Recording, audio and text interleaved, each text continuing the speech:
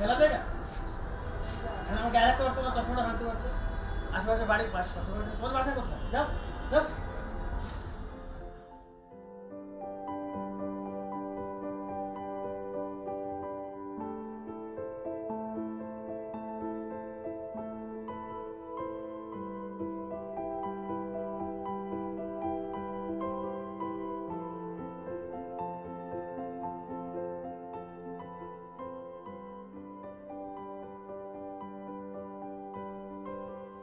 কিরে তোদের খেলা এখন শেষ?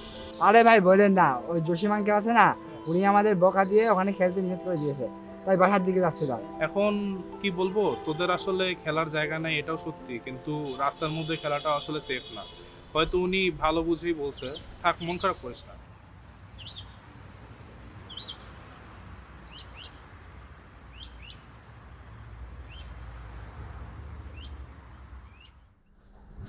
কি রে, এরা খেলতে গেলি? এই বাবু, এনে খেলতে গেলি? বাবু, আর কি বলবো মা, জসিম আঙ্কেল আমাদেরকে বকা দিয়েছে। কেন? ওনার গায়ে বল লেগেছে।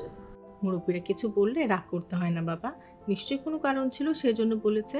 আর চাচাকে আমি বলে দিব তোমাদের বকা না দিতে, হ্যাঁ, ভালো করে বলতে। আচ্ছা, আমি একটু বাইরে যাচ্ছি, একটু পরে আসবো, টেবিলে নাস্তা দেওয়া আছে, একটু খেয়ে নিও। আমি এসে তোমার সাথে গল্প করব, খেলবো, ঠিক আছে? বাচ্চাটা খেলারও একটা জায়গা নাই, আমরাও সময় দিতে পারি না।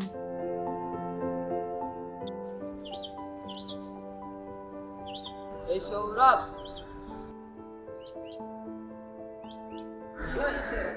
তুই নিচে নাম, ভাল লাগতেছে না।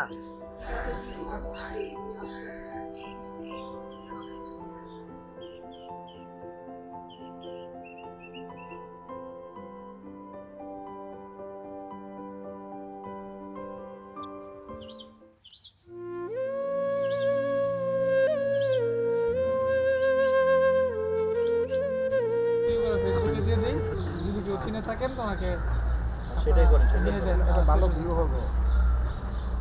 হ্যালো গাইজ, আমি হাজির হয়েছি আপনাদের সামনে আমার নিজের চ্যানেল থেকে। এই লোকটি অনেক মুমূর্ষু অবস্থায় পড়ে আছে। এই লোকটির কোনো চিকিৎসার কোনো খোঁজ খবর নেই। এই লোকটির চিকিৎসার বিস্তারিত আপডেট জানতে হলে আপনারা আমার চ্যানেলটি সাবস্ক্রাইব করুন।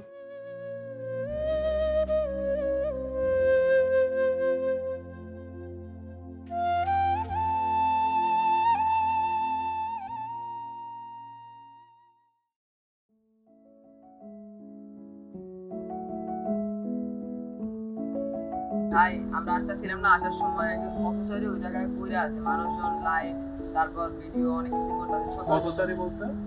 আরে মানে অপরিচিত মানুষ, চিনি না ওইভাবে, মানে